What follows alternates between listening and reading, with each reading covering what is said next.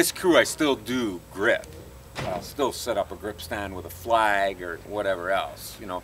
It's just not my main focus anymore. For me, gripology, when I first stepped onto a film set, was like Lego for grown-ups. All kinds of cool, shiny shit. You know, like, just like, wow.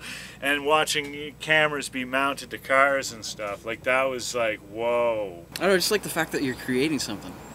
And especially with us being in the grip and lighting department, we kind of make the shots. Like, you know, we light the shots. Without us, it would look terrible. They tend to be the you know, the crazy guys on set. You know, grips, I mean, I don't drink anymore. It's been 10 years since I drank, but most grips, you know, man, they're putting that shit away after work, right? You feel worked at the end of the day. And you feel gratified for your time off. You feel like you truly earned it. Ah, the grip department. Hardworking, dedicated, surly, occasionally grouchy, bordering on cranky. They smell like smoke and they're foul-mouthed. But in the end, they always find a way to get the job done, and done well. Under instructions from the DOP or cinematographer, the grip department is responsible for controlling and augmenting the light provided by the electrical department, meaning that they help shape and focus the raw light energy from each lamp on set.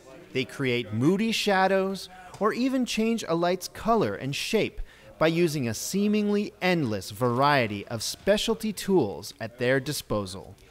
From various stands, to gels, to flags, to blacks and green screens, to clips, to cranes, and jibs, and dollies, and dolly tracks, as well as those handy multi-purpose apple boxes, the list goes on and on and on. The gear used by the grip department helps them cover just about any tricky scenario that the DOP might conjure up. However, grip gear can get expensive to rent, which is often why grips get surly and grouchy. You see, production tries to cut costs by eliminating anything that isn't absolutely necessary, which might put the grip department in a sticky situation should the DOP ask for something out of the ordinary. So we will need it. Yeah, Okay. it's all being used. Every production has the same issues, same problems. Time versus money versus ability.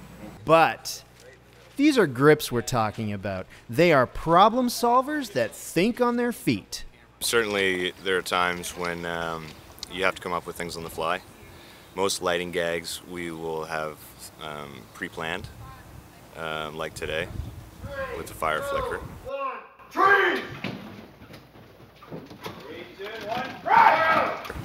1, There are other times where you have to come up with it on the fly, and that's another thing about, one of the fun things about our job, is that there are 1,000 different ways to do something.